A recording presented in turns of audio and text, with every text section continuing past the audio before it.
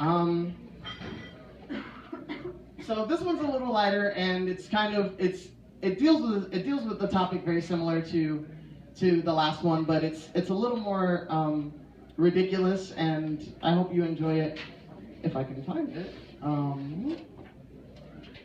So for those who already know, I have a Tumblr page. It is twocpoetry.tumblr.com. I update my poetry very often, so you can check it out there. I also started a YouTube channel just recently, just my name, Vita Cleveland. You can find that. If you see any videos you like on there, hashtag is on there, so if you see it, hit it, like it, share it, subscribe. We want people to know that we're out here. We want people to know that these things are happening, and that we need you. We need allies more than we can say. So I appreciate your time and energy, and with that, I'm going to do one more poem. This one is called P Problems, aka, But I Didn't Have to Go Then. All right, everyone, story time. 2 o'clock in the afternoon, Chicago, Illinois.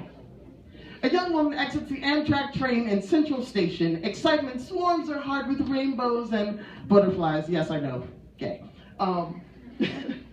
As she heads towards the doors in the direction of her first time exploring self. A 3-hour trip, worth it if the work fits. All of a sudden, that soda she sipped hits and she realizes, I gotta take a leak.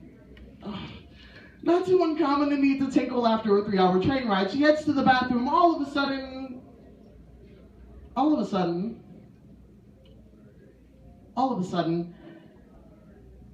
the excitement in her heart turns to fear.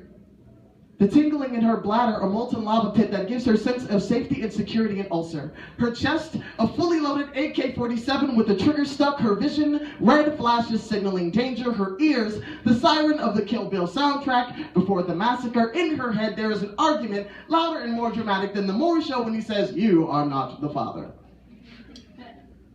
You can't. But I have to. No, you can't. You should have shaved better. I'll just be a second. You should have gone on the train, but I didn't have to go then. I'll just be a moment. I said no. You have to hold it. But why? The doors don't lock, okay? They'll see you. She's frozen. Faced with the loss of her privilege she didn't even know she had. The door between male and female stalls creates a fork in the road with 2 dead ends.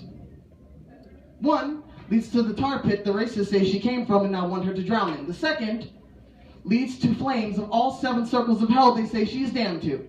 Catch-22 in a game that she's not even meant to place in, much less even win. Don't pass in the women's room? Prison. Pass too well in the men's room? Prison. Never before has a lock on a door felt so liberating and freeing. You have to do something. People are staring. You haven't moved in 5 minutes. The realization that she is still in public sends her shaking face down to the floor in a gaze of guilt and shame. Stabbed in the brain by one principle, guilt is something you have done wrong. Soul engulfed in daggers by the other principle. Shame means you are wrong. She panics.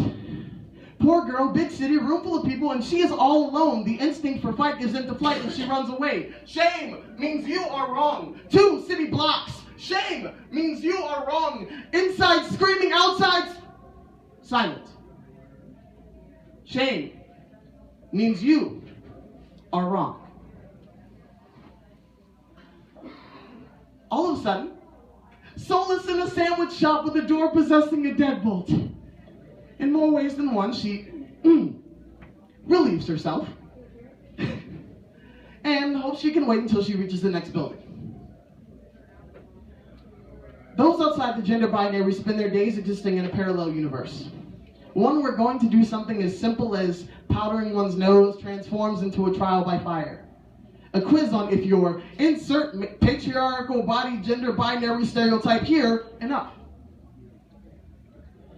First beatings by bullies, and now the legislature passing bills that bind our bladders to the chains of a world that refuses to acknowledge our existence without making our plumbing a priority. Moral of the story is, if you see someone like us, standing outside the bathroom stall, shaking our fists in anger with our legs crossed and our eyes giving the death glare to the gender signs in the bathroom, it might be best to be nice. You have no idea how pissed we really are. Thank you.